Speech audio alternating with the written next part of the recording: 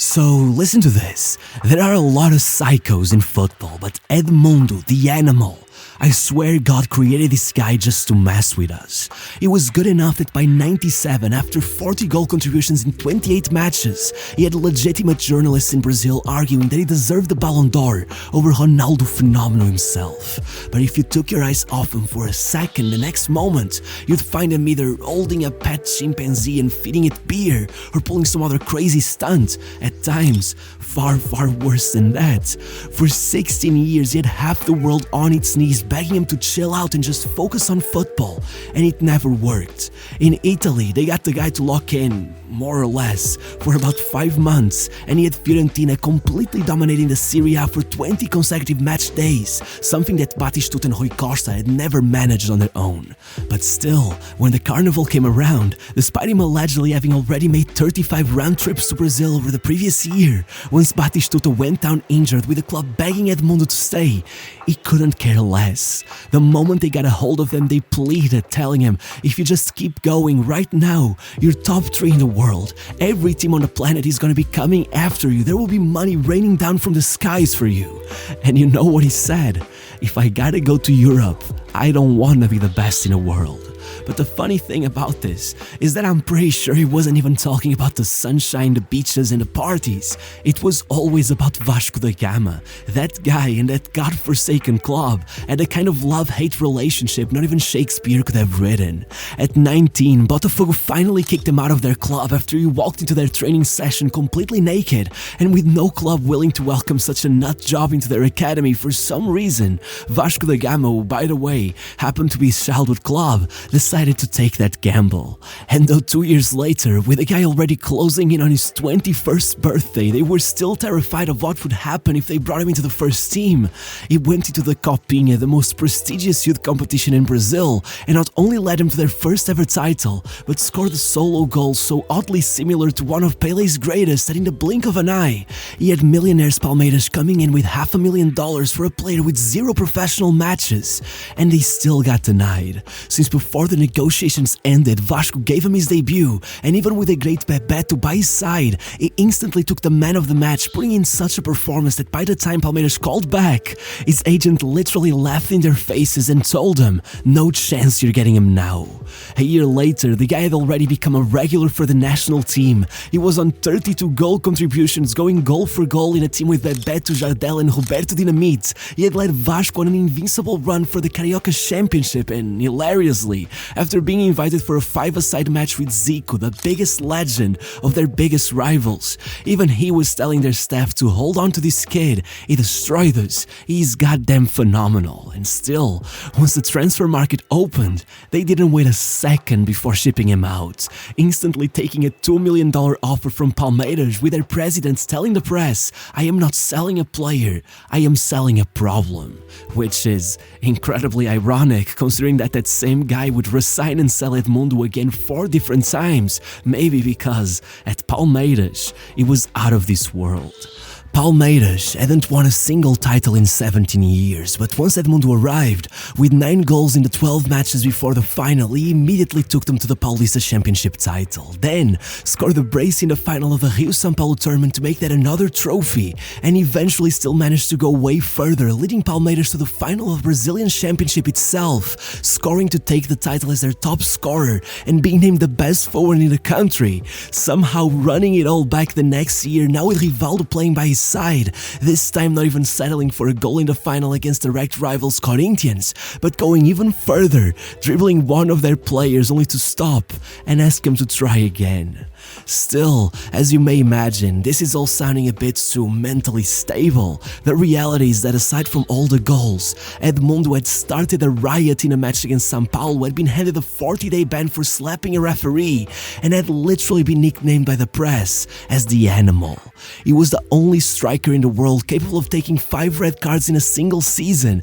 and still get an offer to join Real Madrid at the end of the year. An offer that he refused, claiming that Palmeiras not only paid him more, but was a bigger club. All decisions that he clearly regretted once the national team manager decided to punish him by leaving him out of the World Cup squad and instead bringing in a 17-year-old Ronaldo that at the time looked more like a kid on a school trip than anything else. Though, it must must be said, Edmundo clearly did not learn any lessons from this. In his third season, he went in by surprising his own wife with the birth of his first child, the son of some model he had cheated on her with, though somehow the drama did not distract him a bit, still going on a run of 15 goals in 14 matches, only being stopped once out in Ecuador for a Copa Libertadores match, where he tripped on a camera, kicking it in anger as the cameraman tried to pick it up, sort of refusing to apologize and somehow managing to blow things up to the point he ended up barricaded in his own hotel room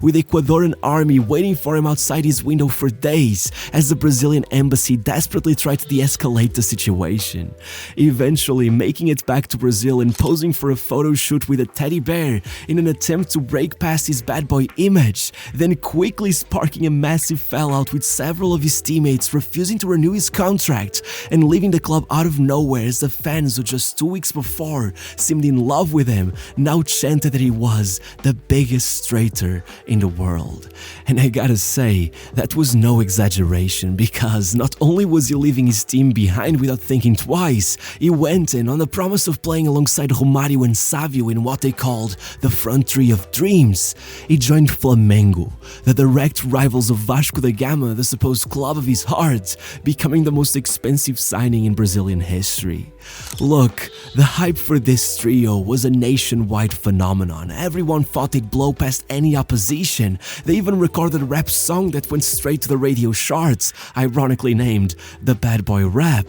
But guess what? That year ended up as the biggest disaster in his career. First of all, those three just did not mesh up as well as everyone thought. The rival fans even started chanting that they were the worst front three in the world. Second, Flamengo's defense was atrocious, so no matter what, there was no chance they'd win anything. And third, to the shock of no one, it was complete chaos. They got into so many scraps on the pitch that at one point, Edmundo ended up face down on the grass, completely knocked out, depending on 5'6" Romário to protect him. And if that wasn't enough, then in the Copa America, after scoring a decisive goal against Argentina to put them in the final and even assisting their only goal once there, Edmundo ended up watching his teammates choke the title on penalties, but even that would soon seem completely irrelevant. Just a few months later, Edmundo got into a brutal car crash that ended in the death of 3 people, one of his friends, and a couple was riding in the other car. It's been heavily discussed whether or not Edmundo was even at fault for the accident. The trial itself lasted for over 20 years. The few points that have been fully confirmed are that first, he was not under the influence of alcohol, and second, the other car ran past a road sign which should have prevented the accident. However, he was definitely over the speed limit, which left him on trial for manslaughter, forced him to pay restitution to his friend who was almost paralyzed, and landed him in jail on 2 different occasions. On the other hand, it's never been made clear what part the accident played in this, but that same month, his relationship with Flamengo hit a point of complete rupture, which led him to quickly loan him out to Corinthians, where, despite the player insisting for years that the trauma from that day completely destroyed him, he quickly hit a period of incredible form with 13 goals in 11 games, only to then go running off to Vasco as soon as he could, carrying that same momentum over to his old club and being welcomed with open arms, despite all the controversy. At one point, scoring a hat-trick against their rivals Flamengo and receiving a standing ovation from the entire stadium, though I can assure you no one in that crowd was ready for the kind of performances he would put down the next year. After being benched in the Copa America in favor of Ronaldo and Romário, Edmundo made it back to the starting lineup in the final and scored the opener to lead Brazil to the title nearly a decade after the last successful run. But once he made it back to the Brazilian Championship, damn, as I said before, 40 goal contributions in 28 matches. I could go on and on about that year, but if you want to understand just how unfair it was for every other player on that league to have to go up against a guy in that kind of form, I have to tell you about his performance against União São João. That day, just 27 seconds in, Edmundo scored his first, and after that, believe it or not, he went dormant for about 67 minutes. Then, he got his second, dribbled the keeper for his third, showed up out of nowhere for his fourth, and even juggled the ball in between 3 defenders to get his fifth. 4 goals in 11 minutes, and somehow, feeling none of those goals really had that wow factor, he still made sure to show up in the final minute with an absolute screamer to become the only player in history history to score 6 goals in a single Brazilian championship match. And believe it or not, that day he missed a penalty. It could have been 7.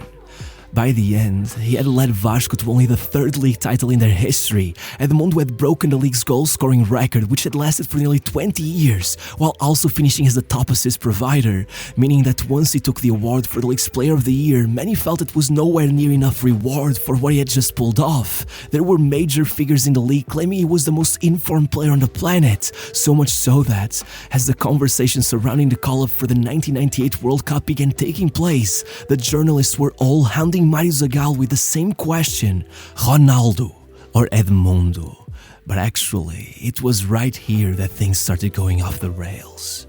Following his tremendous season, somehow Fiorentina paid just $9 million for his signing, which, despite being one of the largest ever transfers out of Brazil, was clearly a bad deal, so much so that the Vasco president Eurico Miranda tried to cancel the move several times, realizing the mistake he had made.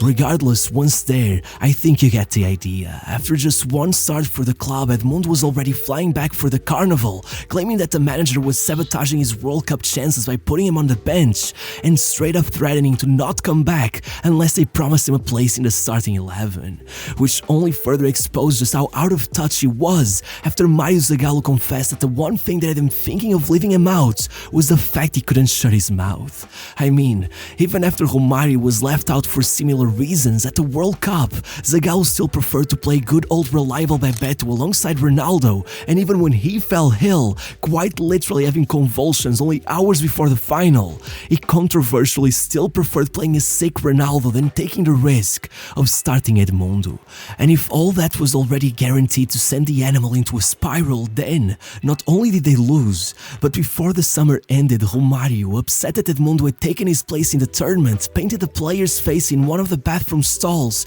at the Barriond in Rio, destroying their relationship just as Edmundo, completely heartbroken, watched his old teammates win the Libertadores without him, qualifying Vasco for the Club World Cup, and leaving him with a nasty case of separation anxiety that led him to pull all the stunts I mentioned at the start of the video. Even as he, Rui Costa and Batistuta became known as the Wonder Trio, leading Fiorentina to one of the greatest league runs in their history, Edmundo simply could not imagine Vasco da Gama becoming world champions without him, and as his trips to Brazil became more and more frequent, he pretty much went into full self-destruction, shooting insults in every direction, calling Batistuta a loser, Rui Costa a hater, and causing enough chaos that after being top of the league for ages and making it to the Coppa Italia final, Fiorentina came out of that year with no silverware, but somehow, even then, he had managed to be impressive enough on the pitch that after he unbelievably got Vasco to gather up a dozen sponsors and a handful of bank loans in order to put down a Brazilian record €14 million bid for him, Fiorentina's president insisted on not letting him go. For comparison, Ronaldo's world record move 2 years earlier and cost just $5 million more. Still, after much back and forth, Edmundo did make it back to Vasco, and after finishing off the year with a streak of 11 goals in 12 matches, even being joined by his now sworn enemy Romário as the club set up a major assault for the title of world champions, well, he did start off great, demolishing Man United 3-1, assisting Romário as the two celebrated arm in arm and then dropping their centre back with a single touch to score one of the greatest goals of his career. But then, in the final, disaster struck. An absurd offside call denied him of the most important goal of his life, and after the whole thing went down to a penalty shootout, with Edmundo needing to score to keep it all going, he missed the target completely, sending him over the edge into absolute madness.